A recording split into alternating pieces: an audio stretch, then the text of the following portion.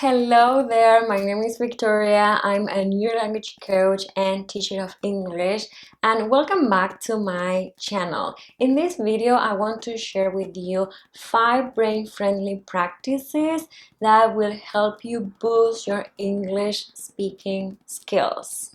So, we all know that learning something new as adults can be really challenging, especially if it is a skill like speaking English. We all been there, we know the struggle, so that's why I wanted to come here with neuroscience and help you a little bit more along the way with these brain-friendly practices. And these are practices that I personally use with my students and clients, and I can tell how effective they are and how they can make the process a lot easier. So the first practice that I want to share with you is goal setting. So when we set goals, from a neuroscience perspective, we know that the brain has a clear path to follow, and the brain loves certainty. It also creates this sense of urgency, and it boosts your dopamine levels. This sense of urgency helps you stay committed and focused to your English language journey. And also, when you are visualizing and thinking about how your life will change once you accomplish this goal, you release dopamine, and this is the chemical that is key for motivation and effective learning. That is why I always start every time that I welcome a new client who starts this new language coaching process with me. We start with goal setting. So if you need some help with this, don't hesitate to reach out because I can help you out. The second brain-friendly practice is chunking information. So have you ever felt overwhelmed by all the things that you need to learn when it comes to English? Well, it happens to all of us. Actually, you will feel overwhelmed every time that you have overload of information. So one of the techniques that you can use and that is brain friendly and is to chunk down all the information into smaller parts so that they are more manageable and the brain can digest them a lot better. So remember to chunk information down when you have something that is too complex, too much information, and you feel overwhelmed. Take your time and see how you can chunk it down. If you are alone or if you are with your coach, you will do this together with your coach. The third practice is making connections. So if you ever struggled with memory, like remembering facts, remembering rules, remembering pronunciation, well, the key here is to make meaningful connections, connect new information with familiar things. This is very powerful because the brain wires it better, making it easier for you to later remember and use. So the key here is to make meaningful connections that are key for your personal experience.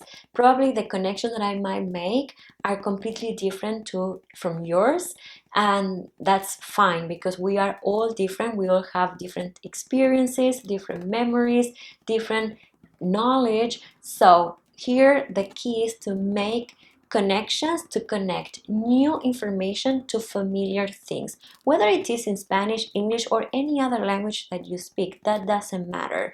What matters is that you will later remember that association that you made, and that will help you and use it later on when you are speaking, writing, or in whatever communication and you are in English. Number 4 is practice and consistency. We know that we need consistency and a lot of practice to master speaking English.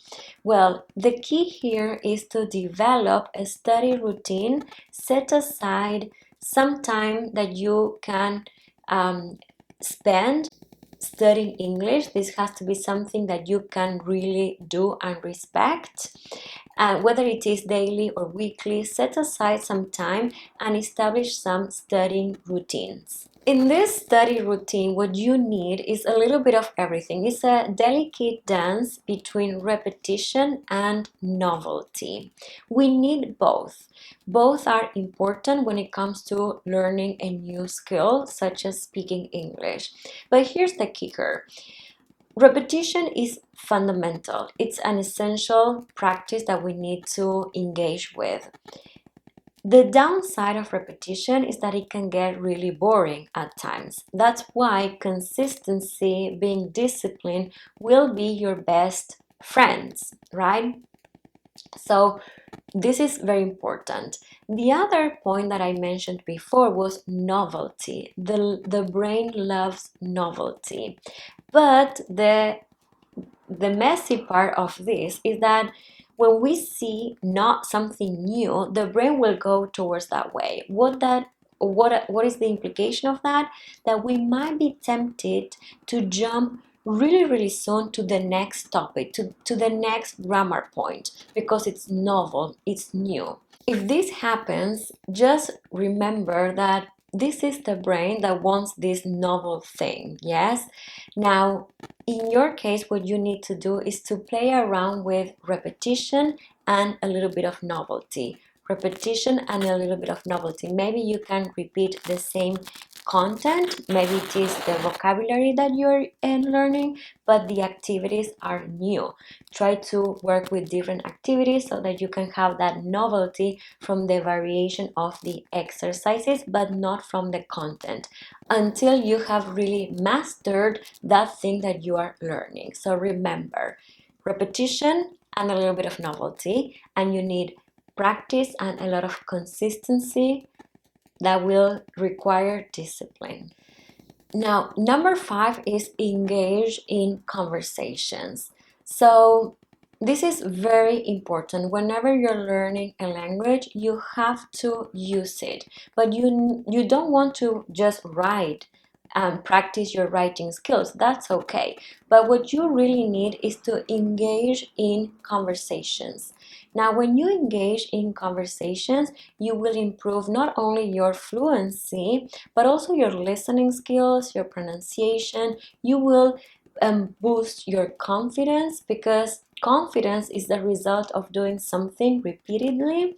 So that's my suggestion, and my invitation to you is to engage in conversations. You can join debate teams. You can even join my conversation and literary workshops if you are interested in reading from native authors on leadership, habits, and neuroscience, and topics that will help you thrive at work and in your personal life.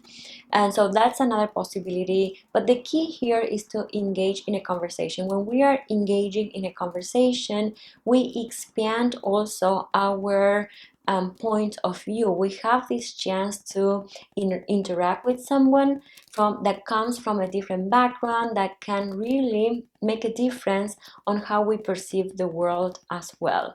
So your English will improve, but also and how you perceive the world will be different and will be more probably varied. Yes, so that would be my 5th tip, my 5th brain-friendly tip on how you can improve your English skills from a neuroscience perspective. So remember these 5 brain-friendly practices that I've just shared with you. We had setting goals or goal setting. We had chunking information. We had creating a study habit or a study routine that will help you with your practice and consistency, which required repetition and a little bit of novelty to keep the brain engaged. And we also talked about engaging in conversations and making meaningful connections with familiar knowledge. I hope you like them. Let me know which one was your favorite, or if you have any other tip that is really helpful for you and that you have seen that has worked wonders in your journey learning English. That would be amazing to know and to learn from you as well. So if you like it, leave a thumbs up, subscribe, and see you in the next one. Bye bye.